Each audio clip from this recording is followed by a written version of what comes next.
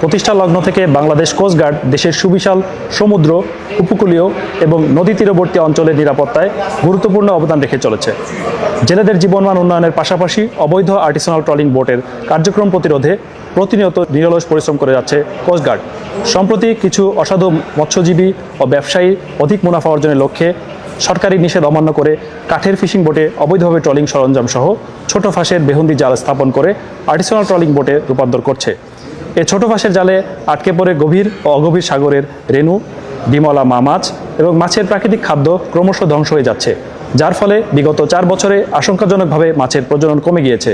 এতে কর্মহীন হয়ে পড়েছে সাধারণ জেলেরা। গোপন সংবাদের ভিত্তিতে জানা যায়, চট্টগ্রামের কর্ণফুলী থানাধীন চর পাথরঘাটা সংলগ্ন এলাকায় একটি ফ্যাক্টরিতে নিষিদ্ধ আর্টিসানাল ট্রলিং সরঞ্জাম ও ট্রলিং জাল তৈরির কাজ চলছে।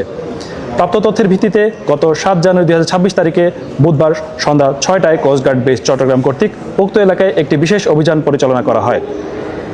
অভিযান চলাকালীন উক্ত ফ্যাক্টরিতে তল্লাশি চালিয়ে প্রায় 36 লক্ষ টাকা মূল্যের 12টি অবৈধ ট্রলিং জাল ও জাল তৈরির সরঞ্জাম সহ ট্রলিং বোট তৈরির মূল কারিগর ভারতীয় নাগরিক পণ্ডিত বিশ্বাসকে আটক করা হয়।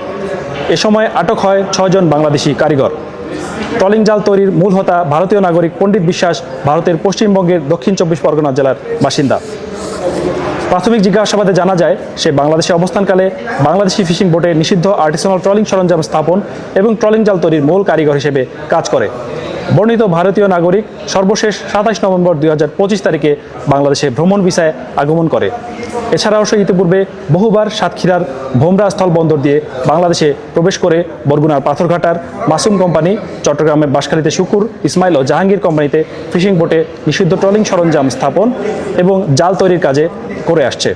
ফলে সমুদ্র উপকূলীয় অঞ্চলে ট্রলিং বোট ও জালের বিচরণ অনেকাংশে বৃদ্ধি পাচ্ছে।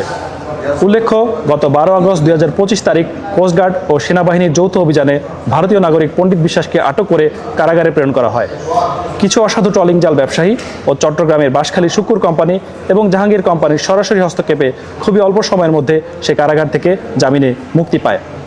আর্টিসানাল ট্রলিং বোটের বিরুদ্ধে কোস্টগার্ডের ধারাবাহিক অভিযানের ফলে সংশ্লিষ্ট কোম্পানির মালিকরা বর্তমানে আত্মগোপনে রয়েছে। তাদের বিরুদ্ধে কোস্টগার্ড গোয়েন্দা নজরদারি ও অভিযান অব্যাহত রয়েছে। পরবর্তীতে পণ্ডিত বিশ্বাস জামিনে মুক্তি পেয়ে পূর্বের ন্যায় আরও বৃহৎ পরিসরে দেশের বিভিন্ন অঞ্চলে ফিশিং বোটে নিষিদ্ধ আর্টিসানাল ট্রলিং সরঞ্জাম স্থাপন ও ট্রলিং জাল তৈরির কাজ শুরু করে।